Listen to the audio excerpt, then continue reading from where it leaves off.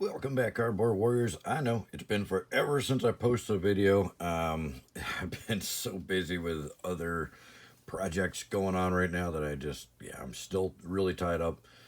I swear, eventually, we got pushed back a couple months on what we're working on. So, eventually, I'm going to have some huge news regarding the channel and the Patreon and everything.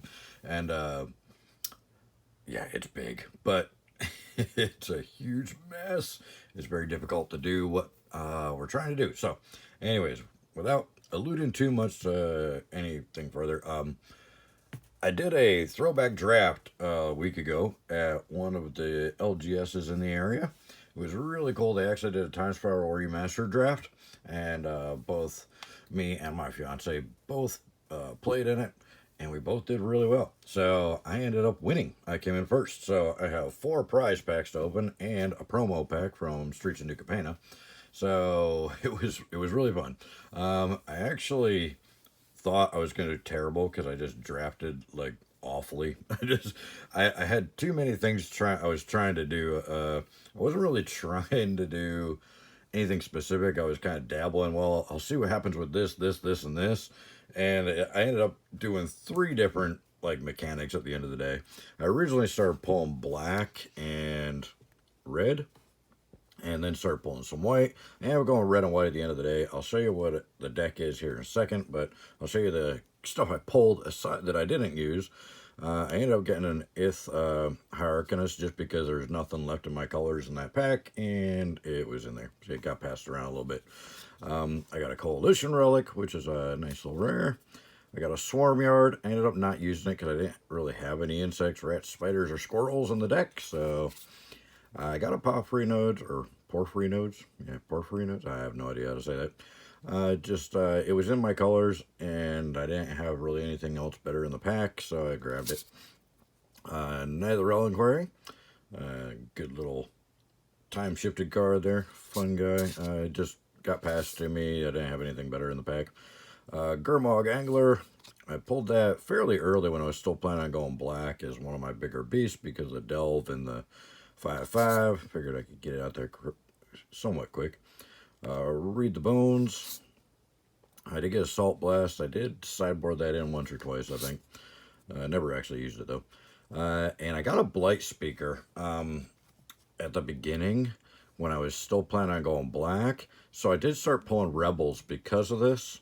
So I did end up running some Rebels, but only in white because I didn't put black in the deck. So I also got a Trapper. So I was trying to kind of go Rebels at the beginning. Black-red kind of Rebels thing, but other people are going Rebels, so I ended up not getting enough to make it justifiable. But I did go Rebels, kind of. Strangling Soot, Tendrils of Corruption, Ichor Slick, 2 of those, which would have been nice. I had a lot more removal in black than I did in the other colors, but hey, I still won. Deadly Grub, Corpulent Corpse, Psychotic Episode, and then here's just some cards that were passed to me in blue. Well, there actually did pull a couple blue cards because there was so many blue at the end of the first pack. I ended up started pulling kind of blues and thought about going rogues. Thought about using the shadow. So I did pull this one on purpose, and then these 2 got passed to me at the end of the first pack, but then the second and third pack didn't have enough blue, so it was like, it seemed like somebody else saw that at the end of the first pack and started pulling blue out of the second and third pack. So not much blue came past after the first pack. Anyways, the deck I actually used. I did get a Kirk Keep pretty early on. Might have even been my pack 1 pick 1, I think, because there's pretty weak packs actually. Not many people pull a lot of stuff. My fiance did get Tarmogoyf, and that was like the biggest pull I think at the table. There might have been somebody might have pulled Damnation, I think. But anyway, I got the Kirk Keep. I did stack that in there just because, 2 mana to pop out an extra blocker doesn't hurt.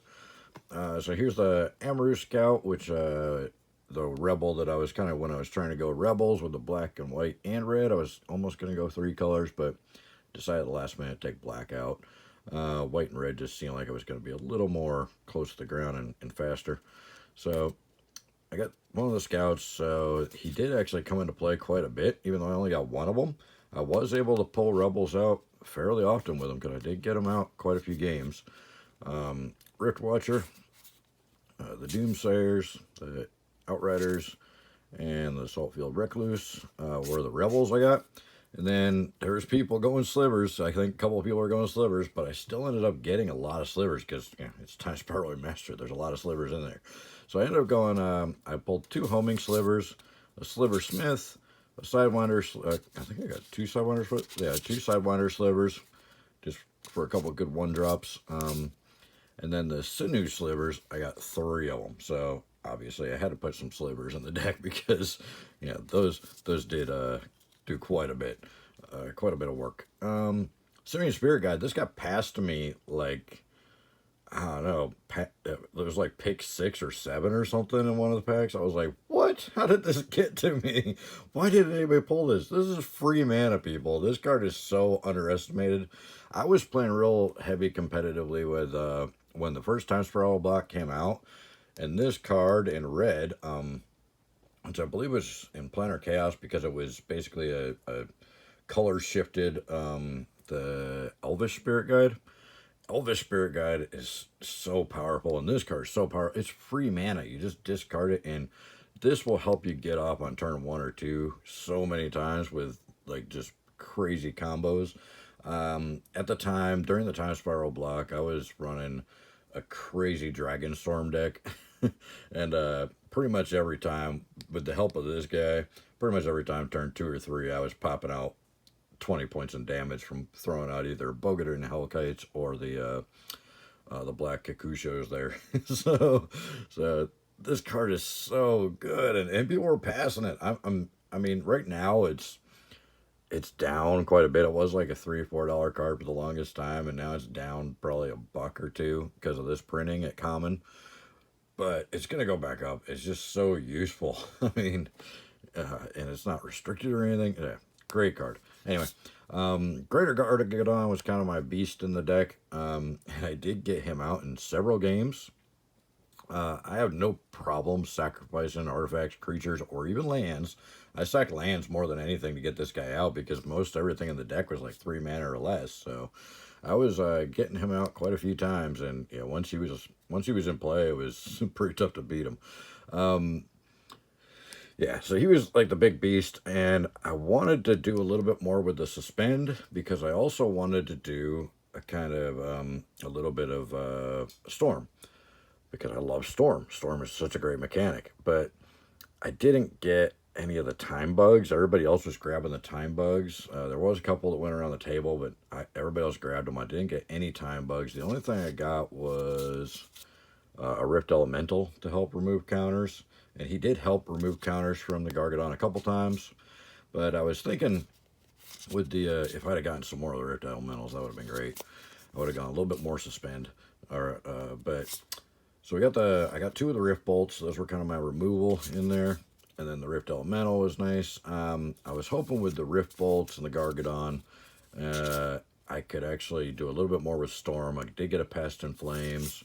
And I did get a Grape Shot, and the Grape Shot did do quite a bit of work. Even though it's only 1 damage, that Storm thing, especially when you got suspend cards, most of the time it was Rift Bolt the Grape Shot. I would Rift Bolt on the previous turn, and then the next turn I would Grape Shot, because the Rift Bolt counted as 1, then the Grape Shot would count as 2, so I was taking out 2 1-toughness creatures with the Grape Shot there. I got to empty the Warrens. I think I might have played it once, and I wasn't able to storm it at all because the games were so fast that the 4-drop was actually one of the most expensive cards in the deck. And so I rarely ever played it. Even when I got it out of my hand, the games were only lasting a few turns, really.